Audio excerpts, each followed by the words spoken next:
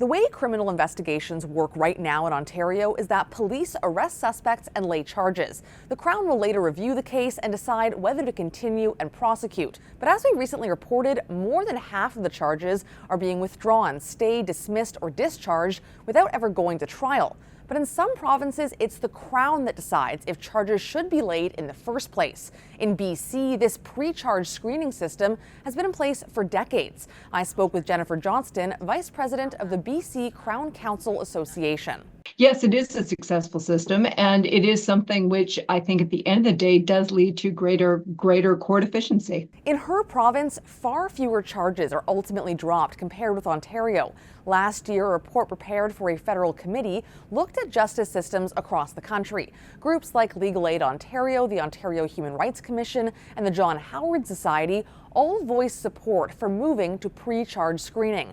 And the Crown representatives in Ontario that were consulted were also unanimous that Ontario should consider changing its system. But the current president of the Ontario Crown Attorneys Association doesn't share the same view. It's very labor intensive, and things have to happen in a timely manner too. I worry about public safety when arrests have to be made, or an arrest has been made, and now a Crown has to be involved. My Crowns are already working around the clock. Donna Kelway says she's also concerned about blurring the line between the Crown and cops. That's also a key concern from police. The Ontario Association of Chiefs of Police has been the notable opposition to changing the status quo.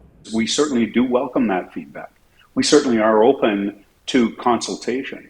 But ultimately, when it comes to the decision, we need to lay this charge for these reasons. That decision in this province rests with the police. And that's something that we feel strongly should still remain with us. Jennifer Johnston in BC says the Crown and police do remain separate and independent, even though in her province, the Crown approves charges. Oh, I'm a trial lawyer. That's what I do, day in, day out. Now, the best of the RCMP obviously have great legal acumen, but it is not exactly the same. And even if it is, isn't it great to have some other person look at your work and decide whether or not charges should be proceeding to court? Johnston believes a pre-charge screening system ultimately improves efficiency and caseload throughout the justice system. That conclusion echoed by criminologist Christopher Williams, who wrote a report 7 years ago which concluded that screening charges would help clear crowded courts by eliminating charges that have no chance of conviction. If you discover when you go home that your bathtub is overflowing, do you say to yourself, okay, reduce the flow of the water?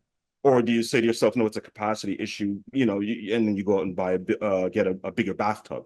And I'm saying the bigger bathtub position is absolutely not viable. Last year, the Ministry of the Attorney General told the Provincial Standing Committee that there were potential benefits to moving to a pre-charge screening model, and said it was consulting on the merits of changing the system, but that agreement from police would be critical.